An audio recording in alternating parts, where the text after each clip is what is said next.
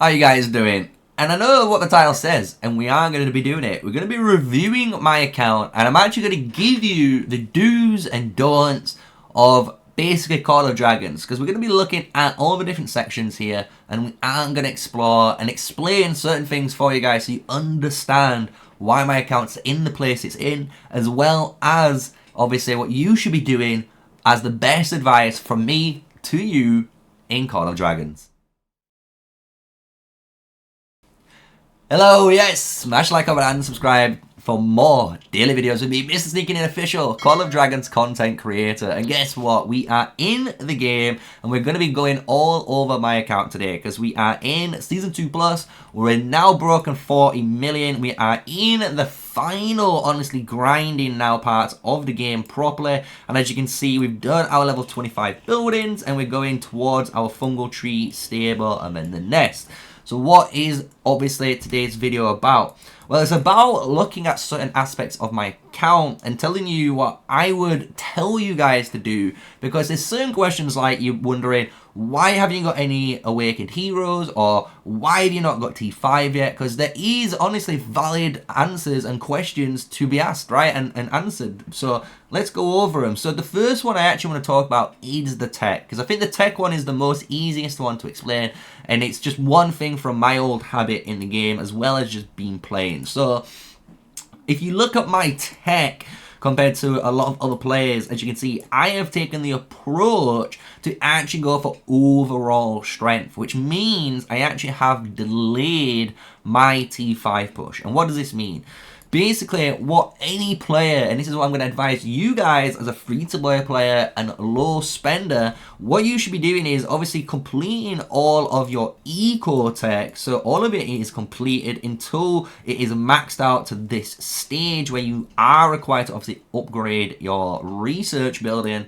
And then you're going to be obviously working towards all of your techs here.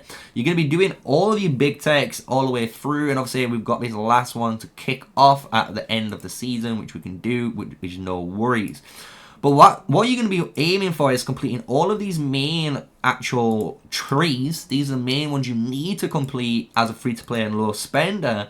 But when it comes to actually looking at this military tech tree, do not do what I have done. Because this is one thing that I have purposely done myself to basically in the future, when I do unlock my T5, I can actually just go bang, bang, bang, bang, and just get them all out in one go instead of, you know, basically having to buy that time again, which other players will have done. So what you guys will be doing instead is actually picking one main unit and then going for the secondary unit afterwards. And what this means is pretty simple. If you are most likely free to play or low spender, you are mainly playing either the archer or the mage role. That's the ones that you've been playing all the way through. You've been loving the mages, you've been loving the archers. So what you will be doing is when you actually reach Assault Strategies 2 and you get to unlock these branches, all you would actually be investing into is one tree. So by investing into this one tree, you would have had this 9 out of 10 and 9 out of 10, allowing it to be maxed out. And all of these trees up here, like the infantry and the cavalry, will still be 1 out of 10. And what that means is all that time and resources you've not pumped in like I've done, you would have done already most of all of these researches. Honestly, you would have completed a lot more research than I would have done on the actually back end of things, allowing you most likely by now to unlock that T5 unit. And that is like by the research side only, right? So that's just explaining why my research is how it is. Hopefully that helps you guys, right? Don't do what you can see on screen here on the end phase. When you're trying to pick a unit, only pick one of these branches in the early game. Once you've got it, guess what? You're going to be working on the next one anyway. So that's how you'll be doing yours instead of being a bit more spread out like I have done it. So that's the reason why I'm not T5 yet, but you can see my T4 strength is pretty goddamn high, right? I'm pretty strong in all categories wherever I play, which is pretty good. I just need to finish off this little branch, and then finally at the end of this season, I'll be popping the last 100-day research for Defense Formations 1. So that's the military tech, that's the tech side out of the way. Building wise, as you can see, I'm actually pretty good. You've got to remember, I did do a Road to Glory series, as you guys know. So if you don't know, if you're maybe a newer kind of viewer or, you know, subscriber to the channel, no harm knowing in that. But as you can see here, Server 65, what we actually did for a Road to Glory series where we only played completely free to play on the account, we achieved T4 within the first season by around the Dire Bear Behemoth unlock, allowing us to obviously power up. So that's why we've got one account at 4 million, and obviously during that time, obviously we wasn't completing as many of the events on our main, which is a little bit of a downside to me. Obviously, I only have so much time, unfortunately, during that period because I was working a job. But when we come to the actual buildings, we're at a really good actual point. So what I'm talking about is we've got all of these resource buildings done, which is like your first step. And then I've actually done the level 25 archers and mages. And this is really important. Why? Because now we get an extra overall defense buff. So now we're at the maximum 2%, which is amazing. So we got the best amount of stats we can from our buildings now. And like I say, we're doing that next for the infantry. And then we're going to be doing that for those elks. And then finally, the eagle nest will be allowed because you have to do all 4 of these first. But then the bigger grind is now on the horizon. That's what I am starting to do. And this is to do with your rally harp and the watchtower. My big advice, honestly guys, your watchtower, you're going to start getting this done quite quickly because you get these arrows surprisingly fast, especially now it seems in this new season they've given you more sentinel arrows. I don't know how, but there is. But you will get this done quite soon because you always have to level heroes. Just remember that. Leveling heroes is a basic fundamental of the game. You are always going to need sentinel arrows at the beginning. So you're going to get this. But the real bane of the existence is the rally harp. As you can see, my rally harp's only level 21. It's going to 22. And I'm only at 1,000. So obviously we can spend gems to get this, but I'm not trying to do that. So the biggest advice here for buildings, honestly guys, once you've unlocked your tier 4, honestly, as soon as you have got your tech and your tech unlocks your first tier 4 unit, and you've got it going, you know, and you've got all of these unlocked and you're in this stage, my biggest advice is honestly to actually try and focus on this rally harp. And your buildings will come along over time, don't worry about it. But what this means is you are mainly in this season gonna try and basically kill darklings for the first maybe 2-3 weeks tops. And then you're going to transition straight away into forts. And you're going to do forts only for the entire season until it ends. And you're going to repeat that process because you need treaties, guys. And the reason why you need all these treaties to get this building, it's one of the main requirements to actually upgrade the School of Sages to level 25, which then obviously allows you to unlock the other tech back here at level 25, as well as, more importantly, the level 25 research tech needed to complete all of this tech at level 9, right? So that's the importance of it. So that's why we need to get this done ASAP. So hopefully that helps you out. But let's now go into a more fun bit. Let's go into the heroes and explain all of the heroes in the game. So here we are, we're on the hero page, and as you guys kind of know, I am fortunate to have actually every hero in the game. We've got every hero in the game, and that is only because of this account, guys. So this account, and as you guys know, I am a content creator, and I have to do certain things, and you might not think it, but I actually have to do certain things in order to obviously test, in order to unlock, and obviously provide entertainment for you guys. So that's why in my account, I have every hero, even to the point at 5111. So no matter what hero we look at, they will always be a minimal of 5111 in the legendary heroes. You can see heroes I've been working on, like my Kanara, which is hopefully going to become 5521 in the near future when I go back to archers. But we've got like Nico almost there from gold keys. We've got Nika again almost done from gold keys. We've got Forendel, the new hero, 5111 as well.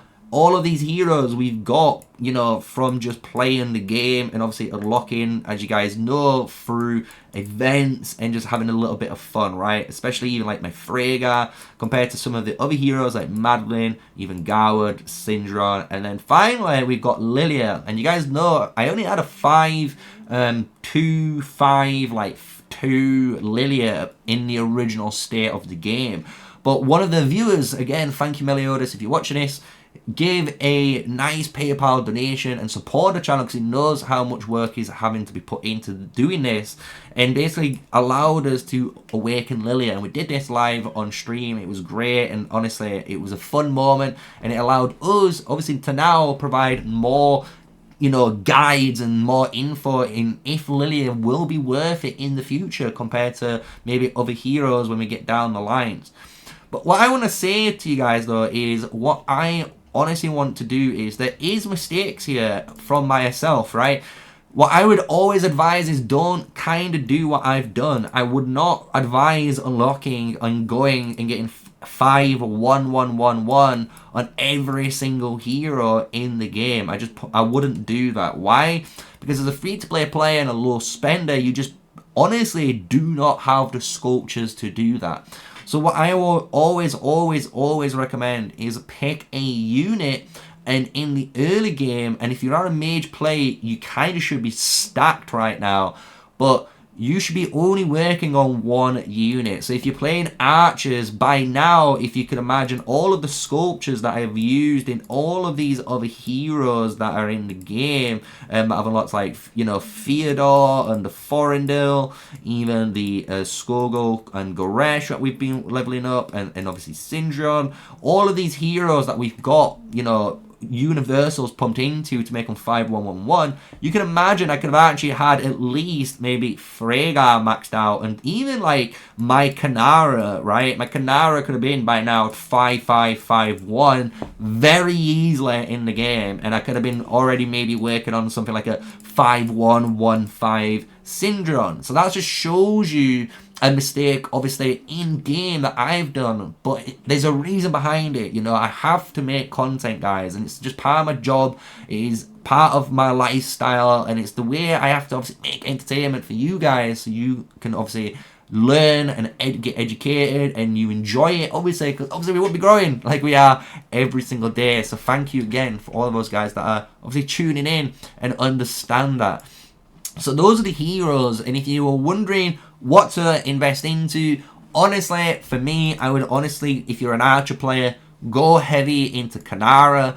What you can do as well, if you're a mage player, save all your sculptures. Valen is going to get done over time, and when these two new, you know, mage heroes come out, you can actually expertise one of them straight away. You should have, in theory, 640 sculptures almost saved, plus the wheel spins and stuff as well, all on top when this new mage hero comes out, that you can max them out, and maybe you've got leftover generational 2 tokens, and then maybe in that scenario you might dump them in Valen. But I wouldn't recommend that, because again, we'll go into that in a second, which is going to be in gold keys, but you're going to unlock Valen over time. So let's go into the next section, which is another thing that you guys are wondering about, which is going to be the artifacts, and then we're going to go into gold keys, and then we're going to do a nice little roundup of my account. And I hope you guys have enjoyed today's video and have learned and understood like what you should be doing and what you shouldn't be doing in Call of Dragons. So when it comes to artifacts in this game, you've got to understand, I've been playing for a very long time. My account is over 400 plus days. So if you go into the store, well, go into the VIP just quickly, just so you guys have this info. We're at 426 days, right? So we're over a year playing. That's why we're, you know, so knowledgeable. We've played it every single day. We know what we're on about when we're looking at things in here. Our artifacts reflect that, honestly, because you can see a low spender and free-to-play player. This is kind of what you would expect if you've done the same as me. Because you've been buying the insight runes, you could have a Phoenix Eye potentially at level 3, or, like I actually have, because I'm an archer player, I have a Shadow Blaze at level 4, and at the end of this season, it's going to be level 5, right? So I've already got my Archer artifact done, and which would be great. And obviously through just luck and stuff, we've got other artifacts that are coming here, even like Greymar's Warhammer, which we rolled early days on back in the day, you know, and some of these other artifacts that you've seen. And we've got a load as well from gold keys and artifact keys, shall I say, you know, like these Springs of Silence and the Dragon's Rift. So you will get these all the time. My biggest advice, honestly, is don't forget about the dark chest. It's one of those things where some people might actually forget about doing it. But by actually now hitting this search function and going to the Dark Legions, you can go to these guards and actually hit for elite. So you can actually directly search for the 5x chest and always try and get 5 stacked up. Because by doing this, it's going to actually help you out in 2 ways. It's going to give you that weekly completion here, which is really nice for your insight rune. But then on top of things, which is really important for players, is it's going to give you, which at first you might not think or you might not appreciate, it's going to give you ancient tree roots and obviously your Lucia's horn here. And Lucia's horn is the best gathering artifact hands down in the game. It's insanely powerful how good this thing is, right?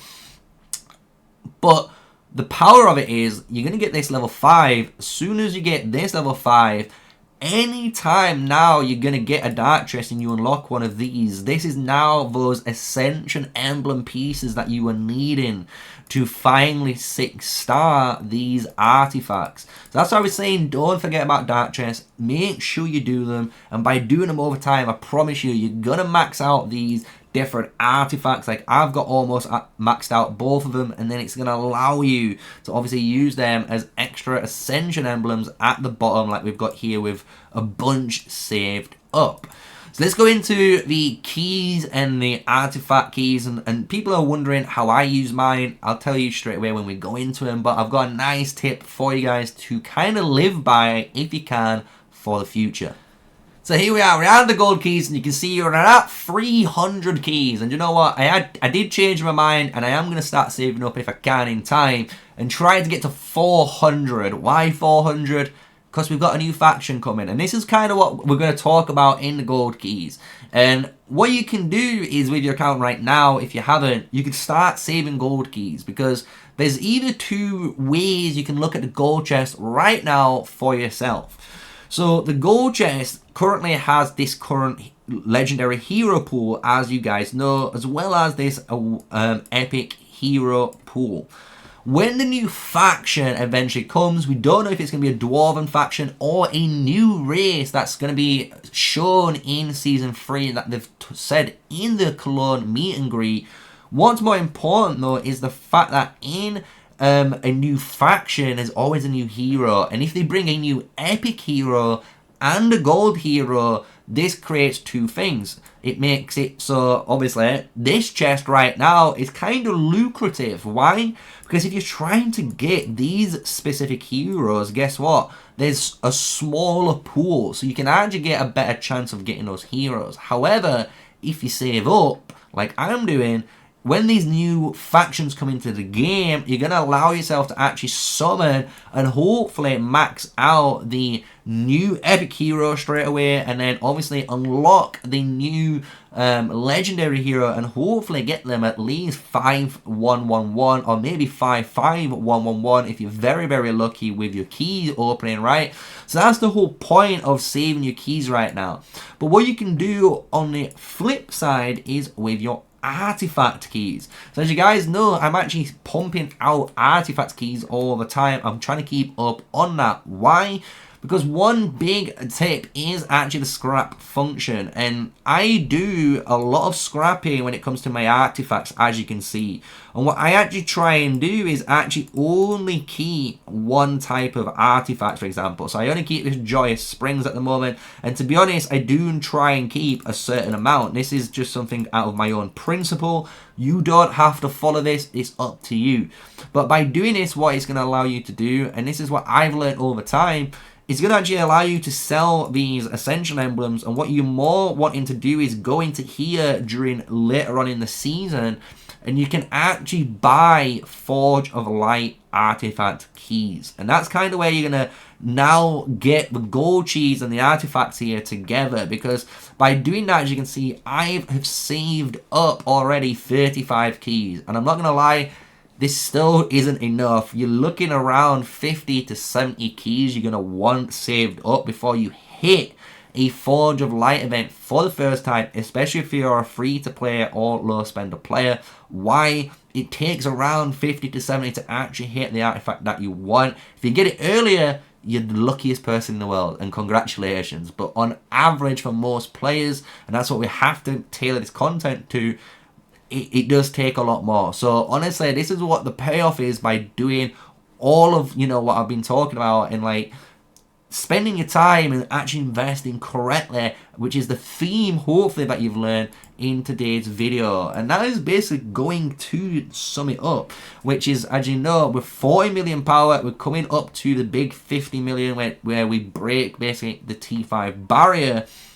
And hopefully you've learned from myself today, when we are looking at an account, how you can actually prioritize correctly, and what you shouldn't be doing or what you should be doing against someone else's account like my own, right? Because my account is a very open, flexible account, and I think a lot of free-to-play players and low spenders should be actually optimizing and only trying to play in 1 or 2 main units, but focus down. And by doing that, you're going to have a better hero pool that's already awakened, and you're going to have better, obviously, commanders in the open field.